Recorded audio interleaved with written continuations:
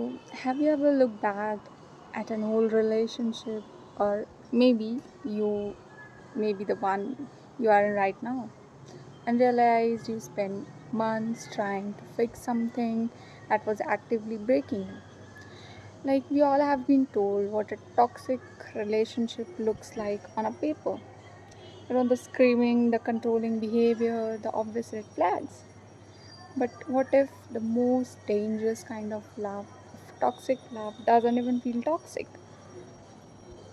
And what if it feels like a soulmate energy? So, today we are talking about away from the textbook definitions, we are going to talk about why our brains mistaken high stress drama as passionate love. And there are some signs which probably you must be ignoring, and how to actually protect your mental peace. So, let's get started. So first, let's clear the air.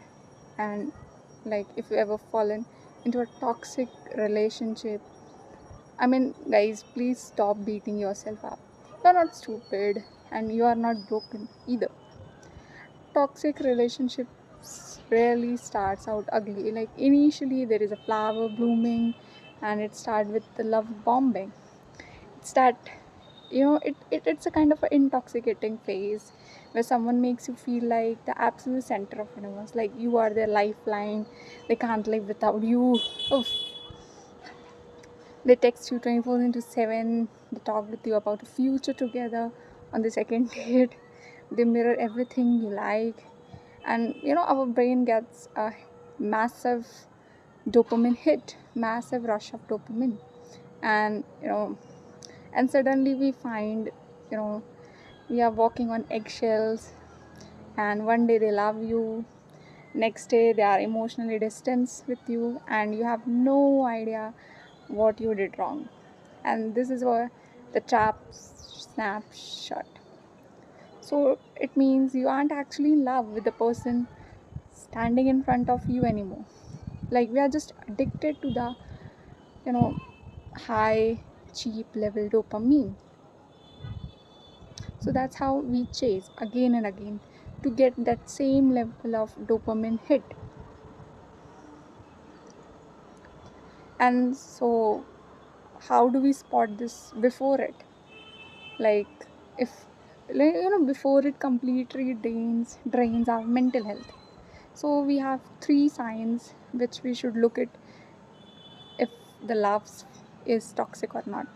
So sign number one is you are addicted to the roller coaster. Roller coaster, it means the highs and the lows. So you are addicted to the highs, lows in the relationship. Honestly, love is consistent, safe, and honest. If it can feel a little boring, it is fine, yaar. Toxic love is sum of highs and lows.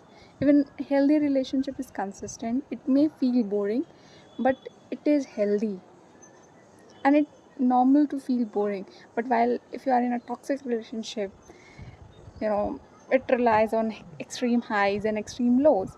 And if relationship requires a massive exhausting fight just to feel close, so that's not love, that's not passion, that's an extreme addiction to stress. Sign number two, you are actively shrinking yourself. Like, pay attention how you behave around the person. Like, are you changing your opinions, hiding your achievement, just or silencing your own boundaries just to make them happy?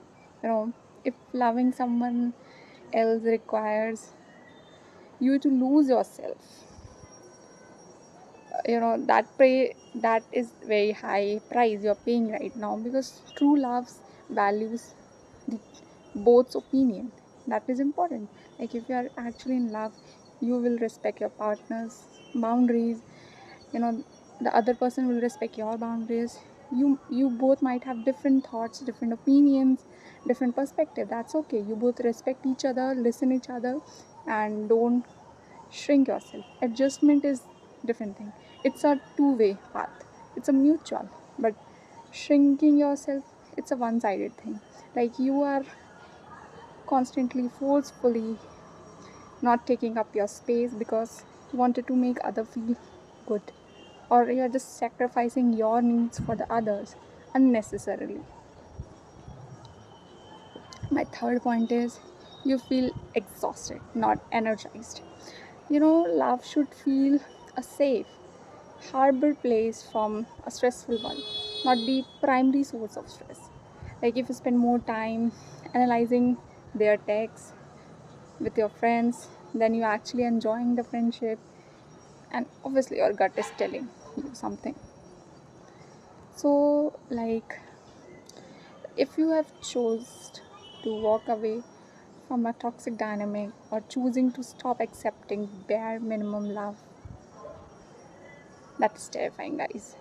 It feels, initially it does feel incredibly lonely at first, but remember, loneliness you know, is just the empty space where you get to discover who you were before the world told you who you had to be loved. And you cannot love someone into treating you well. Let them go and give that massive amount of love back to yourself. That is important. So yeah, this that was it for for my video. And if you really like my content, uh, yeah, you can sure subscribe it. It's up to you, no force. And I'm dedicating this channel for growth and for mental peace and the good habits. And